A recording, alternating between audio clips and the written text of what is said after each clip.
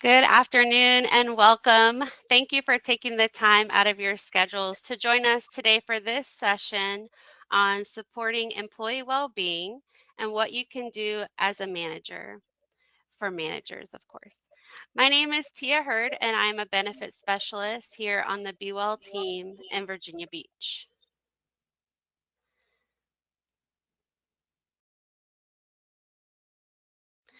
Before we get started with our session today, I'd love to quickly go over our BEWell offerings for those of you who are new to our program. Personify Health is our incentivizing platform, which is an easy, stress free way your employees can earn up to $500 a year for staying on top of their health by participating in a variety of different activities, such as getting routine screenings, completing workouts with WellBeats, tracking steps, and so much more. And this year, we're excited to offer two new resources through Personify Health. First is Kaya Health, which is a digital musculoskeletal program that is designed to help employees manage muscle and joint pain from the comfort of their own home. And then second is the X program, which is a personalized and convenient digital quit tobacco program built in collaboration with the Mayo Clinic. And this program helps members beat their addiction and live tobacco free, whether they smoke, vape, dip, or chew. Our disease management programs are available for employees if they're enrolled in Centera health plans and have been diagnosed with diabetes, coronary artery disease, congestive heart failure, asthma, or COPD. Diagnosed employees have access to case management, and the case management team will help them better manage their condition. If an employee has been diagnosed with a rare chronic condition, such as rheumatoid arthritis, cystic fibrosis, or Crohn's disease, and is enrolled in the Centera Health Plan's insurance, they can receive help for support for their specific needs through Centera Case Management as well. Tiana, It, it looks yes. like the slide is not sharing. Oh, Yeah, I don't know what happened, thank but you I for tried letting me know. Let me try to share that one more time here.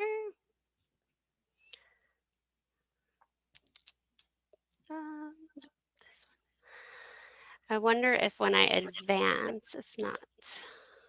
Thank you for letting me know. Also, we're good. We're back on. Okay. I'll check it when I advance next time too, just to be sure. Expectant mothers enrolled in Centera Health Plans also have access to receive guidance and support throughout their pregnancy and postpartum with our Partners in Pregnancy program. Guidance Resources is a robust employee assistance program available to all active employees and members of their household. This program offers short term counseling, which is free and confidential for matters such as relationship conflicts, workplace concerns, or grieving the loss of a loved one.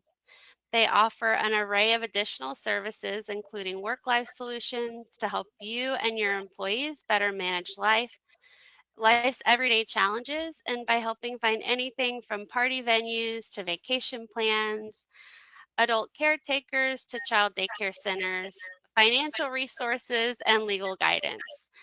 Guidance Resources also offers well-being coaching. So employees can speak with a coach to help regain balance and build resilience so they can feel their best both at work and at home. The certified coaches will help you or your employees one on one by providing confidential, practical support to help reduce obstacles, manage stress, and develop strategies for a healthier, more balanced life. Wonder Health is a science based and clinically proven digital weight management program that teaches staff the skills to help them lose weight while still eating the foods that they love. The application for this program is quarterly, and the next one opens on March 30th. Employees can add themselves to the waitlist now to be notified of the application period at wonderhealth.com/BeWell, and that is Wonder without an E. We also have our BeWell champions. They are an extension of our BeWell team as they serve their work locations by promoting our initiatives and programs. We have about 170 champions throughout the city and schools. So if you're unsure of who the champion is at your workplace or would like to recommend someone for your site, you can visit our website or select Meet Your BeWell Champions on the benefits page in the Personify Health app, and there you can find more details. We'd love to have each worksite represented by a BeWell champion. BeWell offers events and webinars just like this one, plus our mobile mammo van, which travels throughout the city for convenient access, as well as flu vaccine clinics every fall, and quarterly health screenings where employees can check on their health and speak to a health educator about nutrition. Our next health screening will be on Saturday, March 28th at Tallwood Elementary School at our BEWell Beach Bash event. We hope you will be able to attend and meet our wellness partners, enter to win great prizes, and participate in fun activities, all geared to help you make the most of your wellness benefits. And also this year, that is new, BeWell has partnered with Centera Community Care to offer convenient access to medical care through the Centera Mobile Clinic van, where all members enrolled in the Virginia Beach City or Schools Health Plan can receive a variety of services from primary care to sick visits to routine labs and testing and more. The next mobile clinic van visit will be Tuesday, March 17th at Plaza Annex on the face side of the building. All right, let's see if I advance my slide, if it'll show. Yeah, okay, great. All of this information that I just reviewed with you guys, including a list of our events and registration links, is available on our website, which is benefitsatthebeach.com/s/wellness. Leaders and managers also have access to a resource available on our website. From the main BeWell drop-down menu, you can select Leadership Resources to see all the ways that BeWell can help you create a culture of wellness at your worksite. Many of our programs and events are an opportunity to earn points on Personify Health, and you can redeem those points for cash rewards. For attending today's live session, you will be rewarded with 300 points, and we will send an email within about a week with an electronic voucher code to redeem. While the points and cash rewards are great, we truly feel the benefits of our programs vastly exceed a money earning opportunity. And it's all about providing tools to help you and your employees develop healthier habits and live happier lives. So if you ever have any questions about any of our programs, please feel free to reach out. You can reach BeWell by emailing us at bewell@vbschools.com or calling 757-263-1060. We're option 2. Thank you all again for being here. And now it is my great pleasure to pass the mic over to our speaker today, Dr. Westfield. Tatiana, thank you for that wonderful update and all the information. There's a lot of good things happening. I'm bummed that I can't be a part of it, but that's okay. I'm sure that you'll tell me all about it in the future, and I'm happy to collaborate with you today. Hello, everyone. It's good to see you all. Those that are unfamiliar with me, my name is Dr. Bruce Westfield, and I'm here to talk to you about supporting employee well being. Now, before we get started, I'd like to share with you a few things that I believe that will enhance our experience as we journey together. The first item I like to share is everyone here is muted and muted for a few reasons. As you know, distractions and background noise, they tend to happen at the most inconvenient times. But if we're being honest, it is frustrating. So to make sure that does not happen to us today, everyone's muted. I'd like to share next a few ways that you can engage in today's session, whether that's to ask questions or to make comments. Now, right there at the bottom of your screen, so you may have this to the right, you will see your control section. It's filled with a number of different tabs. Let's talk about the ones that would be the most useful. First is captions. Captions is where you'll be able to not just hear what I'm saying, but you'll be able to read across the screen the words that I'm saying. So if you'd like to use that feature, you can click it and enable it. Now, our second feature is the React button. Now, the React button is where you'll have access to a number of emojis and you're free to express yourself. So let's just say, for example, I say something you like, something you don't like, something you think is funny. You're able to click on the react button and you're free to express yourself. Our last and final button is the questions tab, and I see some people already using it. The questions tab is designed for you to ask questions and also to make comments throughout today's presentation. And the great thing about it is that it's all done confidentially. Now, what does that mean? What that means is that no matter what you share or post, the only person that's able to see anything, and this is only if you publish it, is myself. So let's do two tests to make sure that your technology is working properly. The first test, I want you to click on the react button and just click that thumbs up emoji.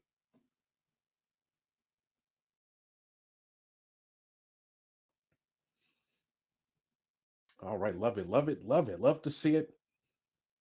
For our final test, I want you to click on the questions tab, and all you need to do is just type in the word ready. Just type in the word ready.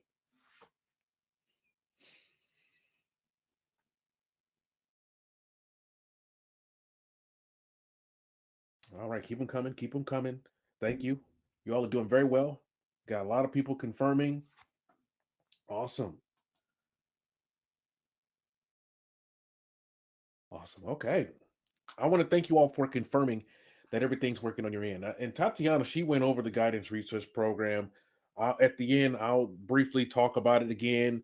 I'll talk about how you can access the program, and we'll talk about the special people in your life that are able to use this program. So you definitely want to stick around to the very end. So, with that being said, we're going to go ahead and get started, and we're going to talk about supporting employee well-being, what you can do as a manager. Now, before we walk through today's agenda, I want to frame this clearly.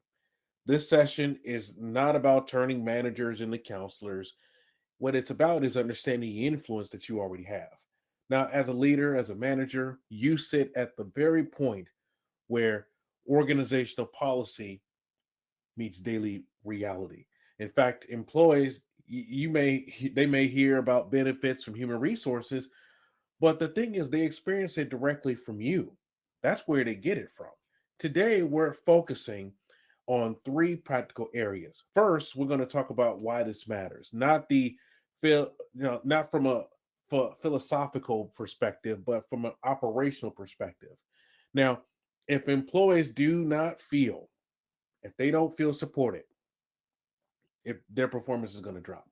In fact, engagement suffers, retention becomes harder. The second thing we're going to talk about, how do you promote available resources effectively?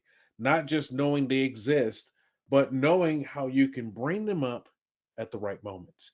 Third, what we're going to do is talk about how you can have productive conversations when employees are struggling. In fact, conversations that helps to balance empathy with accountability. And then finally, we're going to talk about what it means for you to lead by example because managers, they help to shape expectations through behaviors more than through announcements.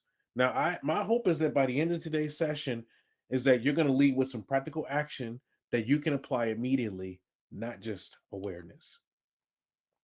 Now, let's sit here and talk about some of the data, right? And the data here, I know it can be a bit overwhelming. But the thing is, leaders are significantly more likely to say that their organization positively impacts employee well being. Now, employers, on the other hand, they're far less likely to agree. And that gap is important because perception, it shapes reality. Now, if employees don't experience well being in their day to day work, if they then the policies, the benefits, the programs, it won't feel real to them. I want to ask you this question, and I want you to be honest. And you can share your response underneath the questions tab. Why do you think that this gap exists?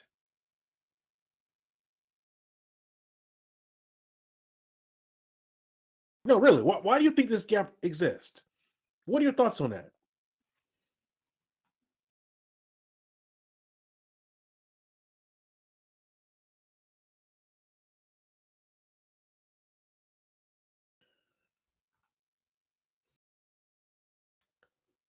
I'm going to give people opportunity to respond. We got more and more comments coming in. Love to see it. So here's what some of your colleagues are saying, and I'm not going to say their names. That's going to remove, you know, confidentiality. But we want to make sure people feel safe. So you have people saying things like life experiences, thought versus action, poor communication, little communication. Employees are not familiar with everything available to them. Time pressures. Leaders aren't answering the question about themselves. Leaders may not always be aware of issues, or staff may not understand constraints that leaders have to work around. Clear separation of power, poor leadership. One person asked me to repeat the question again. Why do you think this gap exists? Employer feels no importance, not enough training, maybe. And the list goes on and on. I could read all the comments in there, right? It could be communication, it could be workload pressures, it could be Molly, it could be a mixed message between expectation and support. But what we often see is that organizations, they generally invest in well-being resources. That is a fact. Organizations, they do that. But if deadlines are consistently being overridden with flexibility, right? If leaders and managers send emails at midnight, if time off feels risky, then you'll find that employees, they're gonna believe that whatever they experience, it doesn't matter. And the key takeaway here is that well-being initiatives do not succeed at the policy level alone. They succeed or they fail at the management level. Now, the relationship between a manager and an employee is where I believe well being becomes visible or becomes invisible. And that influence is significant. Let's talk about the reality here. And I want to layer in a perspective. You find that about 84% of workers, they say that workplace conditions contribute to mental health challenges. Now, that's not a fringe number. That's the majority. Let me say it again. That is a majority. And the important thing I want to highlight here is that this does not mean that managers are causing mental health challenges. I am not saying that. And this is not saying that.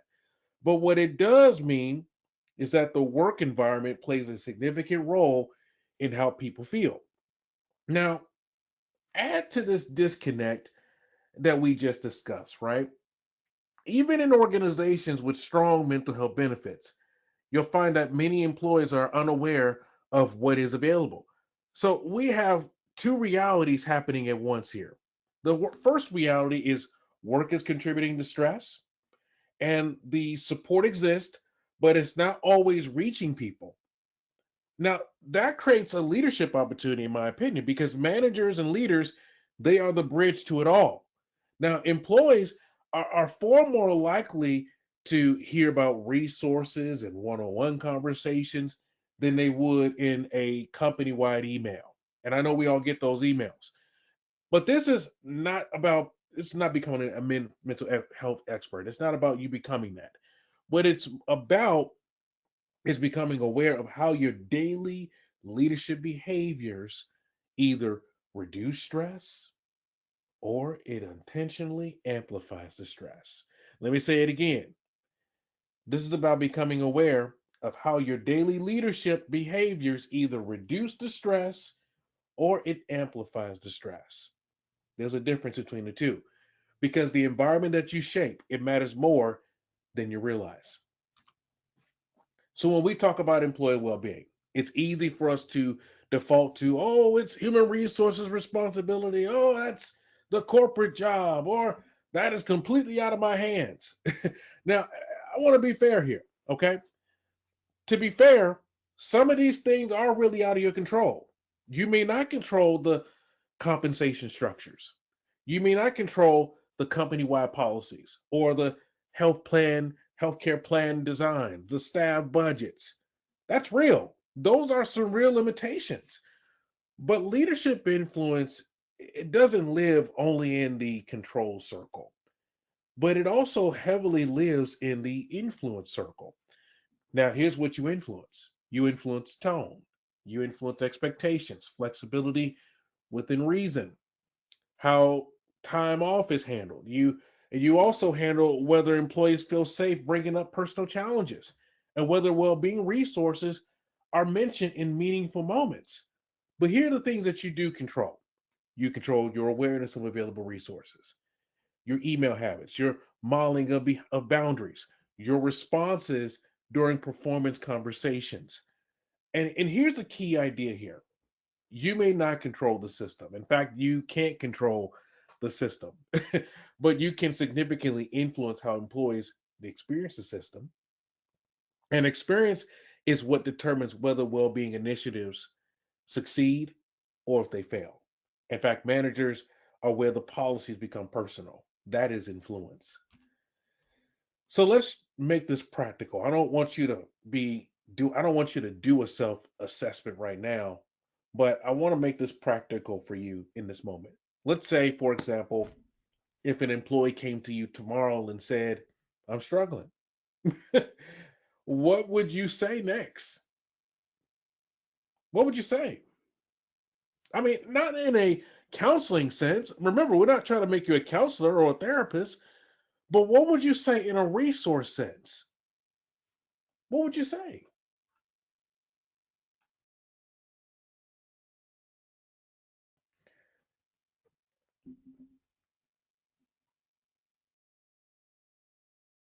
Now, if some of you are wondering, are you trying to test me? I'm not trying to test you. In fact, I'm trying to give you the answers to the question.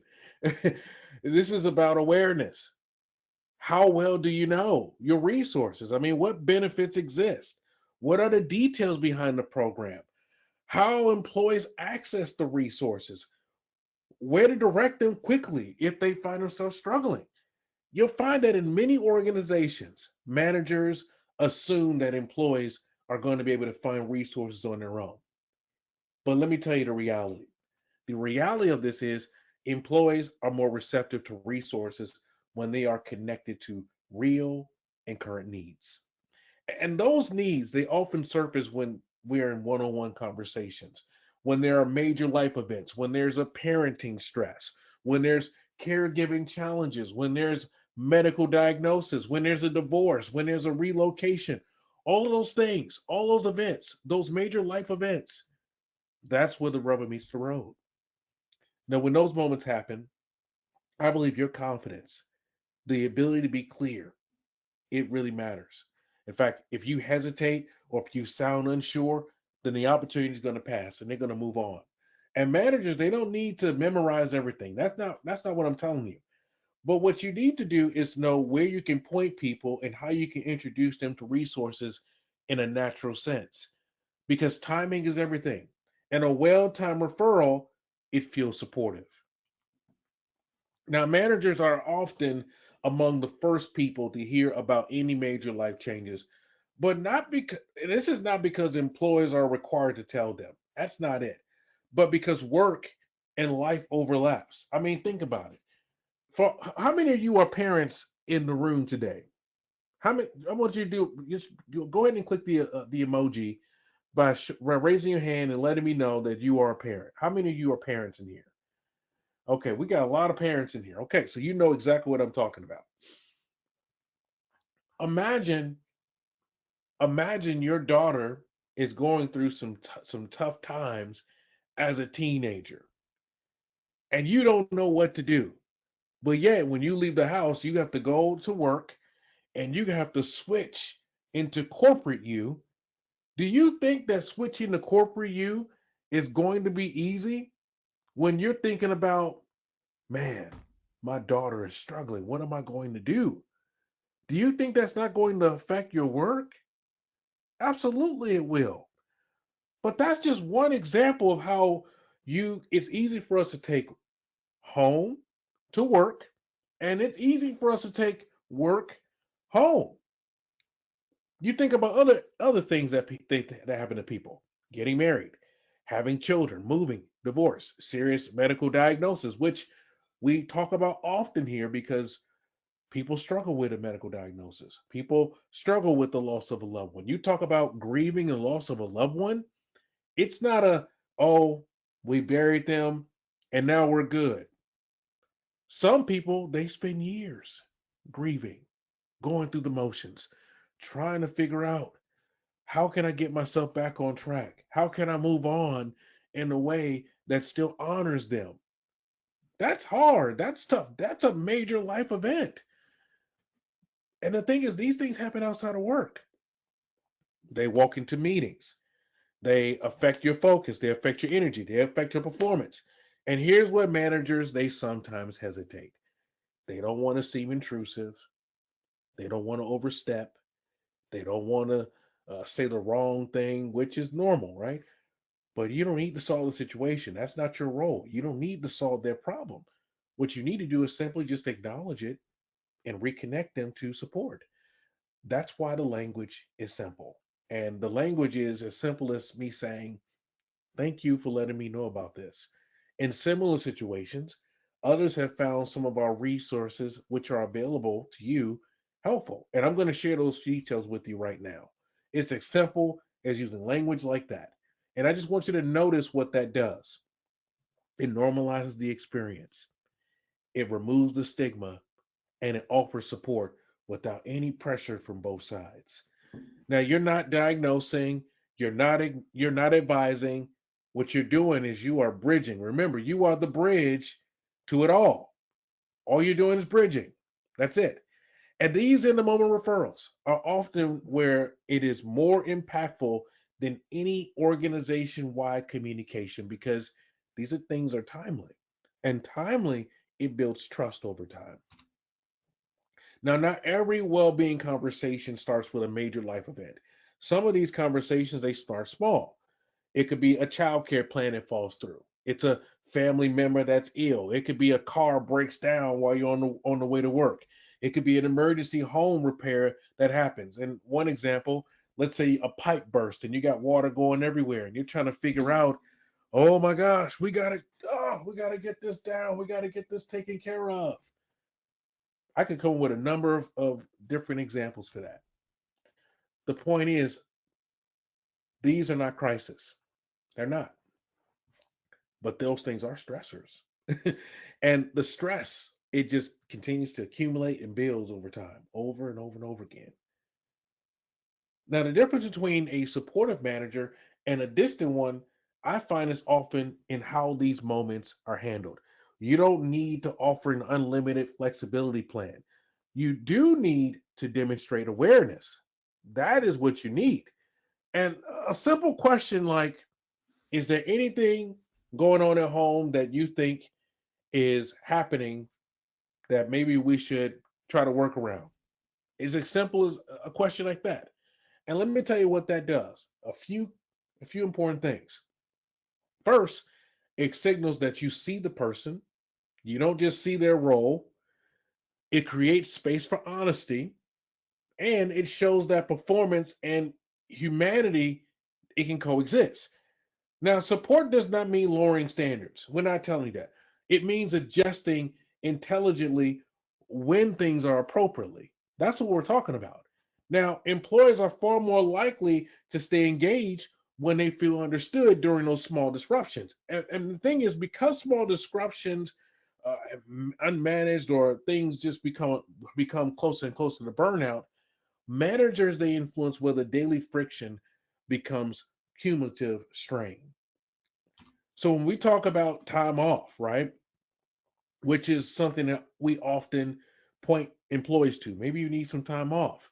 Now, there are some people out there, in fact, a lot of people that say, well, if I take time off, I'm already stressed. I already have a lot on my plate. If I leave and come back, it might get worse. I might have more on my plate, right? So, this is what happens in a typical approach to time off in an unhealthy sense. An employee's burned out, right? The manager, the leader sees them and say, hey, you need to take some time off. So, what does the employee do? They put in a calendar. They look through when they should take time off. They take time off. They're away. They're not thinking about work. They're enjoying their time away. I mean, imagine kicking back on vacation like this. You're not even thinking about work. In fact, you're present with your family. You're present with your kids. You're present with your spouse, right? You may do a little bit of what do they call it? A staycation. You might even go and do a vacation in another state, or even go outside the country. But when you get back, what happens? The stack that you had, it's not the same. It's even bigger. And then you know what happens to that employee? They go right back into the cycle of getting close to burnout again. They're worse than they were before they left. But there's a new approach that I want to point out here. And the thing is, I really do wish that there was a magic wand that could eliminate the problems that we even saw in the last slide. But the truth is that a healthy approach to time off, it takes time and it takes advanced planning on the work of not just the employee, but it takes the planning of a leader. It takes the planning of a manager. So here is a healthy approach that we could use to healthy time off. Before, right, a person leaves, this is where we practice planning. And this is where we factor in employee time into project deadlines. We discuss support and coverage plans. We encourage time beforehand to wind down, right? Any time, any plans, we wind that down and we transition it to another person, or we take that plan on while they're gone. And then during their vacation, we are managing the volume. We remove that person from any email distribution. We avoid any commitments on their behalf. And we respond to employees' emails instead of allowing those things to pile up. And then when that person gets back, we don't just throw them back into the fire, but we give them just a little bit of time to catch back up. We want people to walk back into work and they can see everybody and they can breathe. They can say, "Oh, I'm happy to be back. It feels great to be back." And you might give them a day, you might give them 2 days to catch back up, and then you make sure that you catch them back up with a simple email, one email to just keep them engaged on. This is what these are the things that happened while you were gone. This is what we did, and these are the things that we're asking you to do to help catch back up. And that's it. It's not, hey, I need you to put this fire out today. This happened. Oh, this happened while you were gone, and we were waiting until you got back. No, we can't do that. We're doing a sensible return back to work. So this is a healthy approach to time off. But let me tell you what happens to us as leaders. When you think about the things that we tend to do, sometimes it's done with the best intentions, but we find ourselves engaging in traps, right? And these are traps because while our intent is to be helpful, we want to show our employees that we care about them. But here's what actually happens: we fail to address the performance issues head on. And the thing is, you may miss out on an opportunity to make a helpful resource or referral to the EAP or any other well-being resources. And that's because during conversations about performance, you'll find that employees they often bring up a personal problem, right? And they use that to help explain, well, this is the reason why my performance is not where it should be. So for example, if you bring up someone being late, right?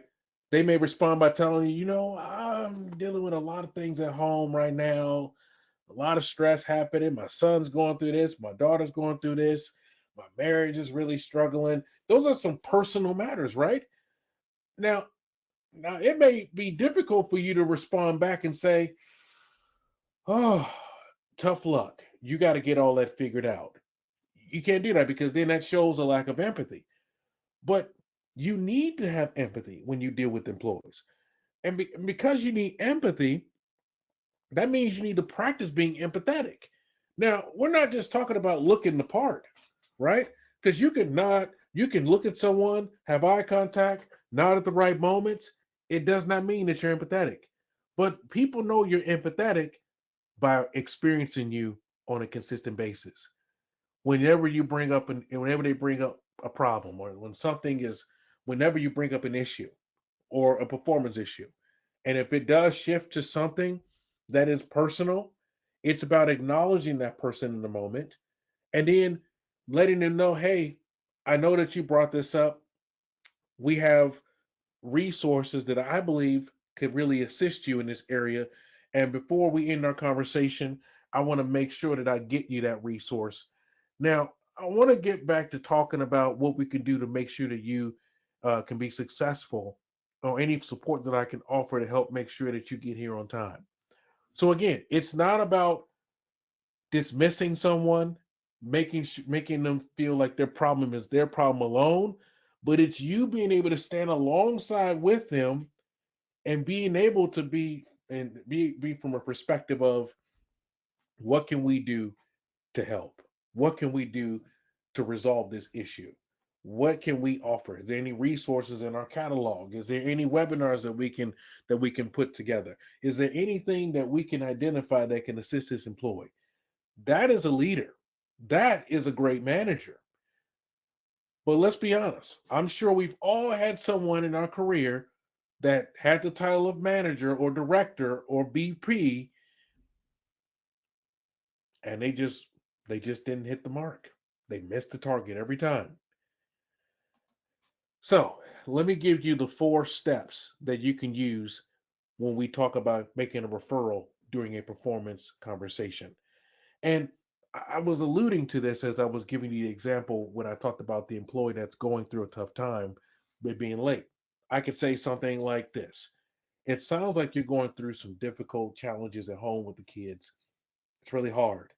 I want to thank you for telling me about it. And one reason that I'm glad that you told me is it's a helpful reminder for me to reinforce the availability of resources the company provides. And that might help you. So, for example, the EAP offers support for childcare needs, and you can reach out to them 24 hours a day, 7 days a week, and the program is 100% confidential. Now, before we end our conversation, I'm going to leave the special toll free phone number, and I'm going to leave the details of the program, and I really hope that this helps you.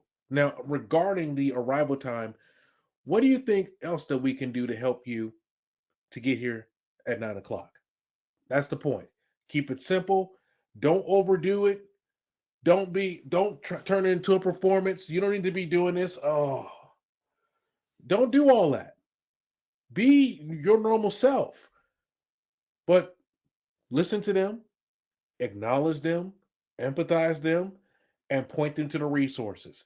And then you, in a nice sense, return the conversation back to the performance issue. How many of you would agree that this is a very helpful reminder of how you can support employees during tough times? Give me a thumbs up. I see the thumbs ups coming up. There's a lot of thumbs ups coming up. Yeah, this is a great approach. So, to make this even more real, I want to give you this example. So, let's say a manager might say, I've noticed that it's taking you longer than usual to reply to customer inquiries this month. The employee will say, well, you're right. I'm very sorry. I'm going through a lot of home right now with the kids' health, and it's been very distracting. I hope it gets better soon. And then you, as the leader, you go back and you say, well, that sounds like a difficult situation. And I want to thank you for bringing it up. It's a helpful reminder for me to make sure that I explain the resource the company offers to help with situations like that. Now, before we end the conversation, I'll make sure to give you the details about how to access those resources. What else can I do to help make sure you're able to get back to customers in a more timely manner going forward? That is support. That sounds like support. It doesn't sound like, oh, too bad, so sad, you got to go figure it out. It's no, we're in this together. I may be the boss, you're my employee, and I want to make sure that we put you in the best working conditions to be successful. But I also know too that you're a human being. I know that life happens, and I know that these things are unpredictable. So let's figure this out together. Now, one of the hardest parts of supporting employees' well-being is knowing how you can start the conversation. And managers, they often hesitate because they're worried about saying the wrong thing. So what do?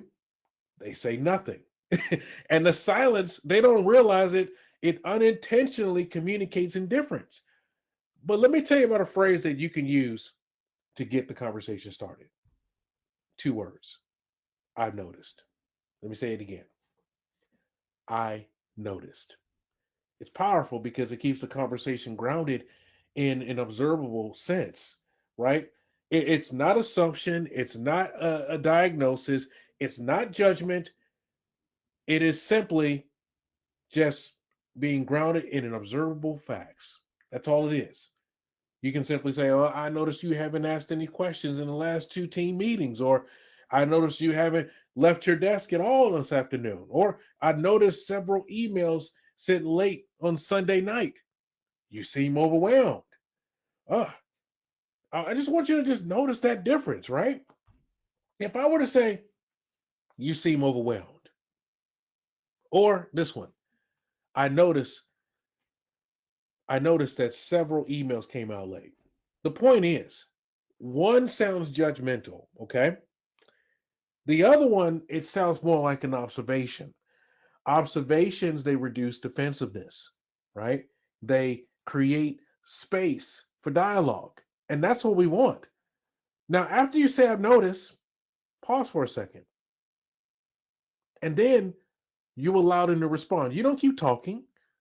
You say, "I noticed," you say your piece, and then you pause. Now, your goal is not to investigate. Well, what it is about signaling awareness. It's about signaling care. That's what the goal is here. And you're not asking them to disclose any personal details or personal matters. You're not telling them that they have to tell you everything. But what we're doing here is we're creating psychological safety. It's the ability to speak up, creating the conditions, creating the environment for people to speak up without the threat of retaliation. We all want psychological safety. I mean, how many of you would love to be in an environment where you had psychological safety?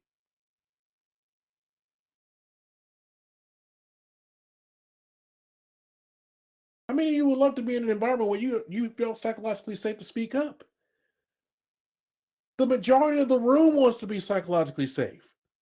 And let me tell you, sometimes that's not that's not enough for just someone, right? We talk about, "Oh, I want them to feel psychologically safe to speak up." But it doesn't just end there. Let me tell you where psychological safety really takes us to the next level. It's the tone. It's how you say it. Let me say it again. It's how you say what you say. It's being curious. It's the calm demeanor you have. It's sounding non-accusatory, right? And when you start with facts instead of assumptions, you protect trust while still addressing the concern in the room. And that balance is really about leadership maturity. Now, we're going to move into the last part of our agenda, which is about the importance of leading by example. And I believe that's important. And this slide is not designed to make judgment about after hours emails is bad or good. But what it is designed for is to help you to be realistic about the impact that it has. Now, some leaders and managers, they work late nights, they work um, early mornings, they work on weekends because it helps them to feel like they're getting caught up, and then it helps them to feel more relaxed during the workday. And there may not be an expectation that employees should read emails at night or read emails early morning before their shift starts. But the point is, and the reality is that it can affect behavior, even if it's well intended, right? Leaders, they often adjust their behavior and they start to feel the pressure. "Oh, I got to work after hours because I don't know what my boss is going to send me." But let me tell you, two important facets of after hours availability. Number one, anticipatory stress. That simply means that even if employees don't actually receive any emails or just have the mere anticipation that one might just come through after hours, that can affect their well being. But then everyone in the room, and you may not have raised your hand, but I know everyone in this room today, we all do what we call micro role transitions. And these are the frequent switches that people make from being an employee to being a parent to being a spouse. And sometimes they're doing all these things all in a short period of time. And that could be within seconds, it could be within minutes. But let me tell you what the research shows. What the research shows is that these micro role transitions, they can negatively impact moods and it can impact your relationships. So If you think about email habits, one of the best things that you can do, and one of the most visible ways that leaders can shape well-being culture, even when unintentionally, if you regularly send emails late at night, I want you to know the number one thing: employees are going to notice. They're going to notice. They're going to pay attention, and you may not expect a response, but many employees, they feel that pressure. So if you have a policy where if you have a policy where you say you are not expected to respond to emails after hours, make sure you speak it clearly. Make sure you say it consistently. And make sure you continue to keep repeating yourself over and over and over again. Because you do not want to assume that your employees know the expectation. Okay, the second thing is consider your own habit. So if you work after hours because it helps you to feel caught up, that's a choice. Let me say it again. If you work at the hours because it helps you to feel caught up, that is a choice. But I believe that you can reduce any unintended pressures by using that nice feature in Microsoft Outlook. And I often use it myself. In fact, when I started to use it and I would have it go off right early in the morning, I felt different. I felt light. I don't know what it did for me personally, but I know for other people how it made them feel. But let me tell you, this small adjustment that you make, it sends a big signal to the room, a big signal to your employees, a big signal to your department, a big signal to the company. The goal is not to eliminate flexibility, okay? The goal is to eliminate ambiguity. Ambiguity creates stress. When we have clear expectations, those things help to reduce stress. And leading by example means being able to recognize that your behavior it carries more weight than your words. What feels optional to you, it may feel mandatory to other people. And just being intentional about email habits is not about restriction. It is about leadership awareness. So when you think about leading by example in the sense of, hey, my door is always open, that's not true. Okay. The point is it can be unhealthy. Sometimes people say things like, I care about you more than I care about the team, the broader organization, or myself. That's not even true. You simply just say, I care about you. Keep the message simple. Instead of you saying your concerns are always the most important thing to me, you say, your concerns are important to me. Instead of you saying, I will give you, I'm going to give time to other high priority people and things so that I can give my time to you right now. I'm going to stop, right? My door is always open. That's not realistic. You can just simply say, well, I will make some time.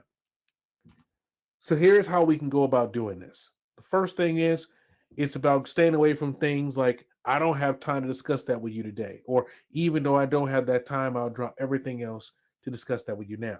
This is a different and a new way. You can simply say the issue that you raised is important to me, so I want to make sure that we discuss it at a time when I can give you my attention that it requires, or I can give you the attention that it requires. Can we talk about it next week?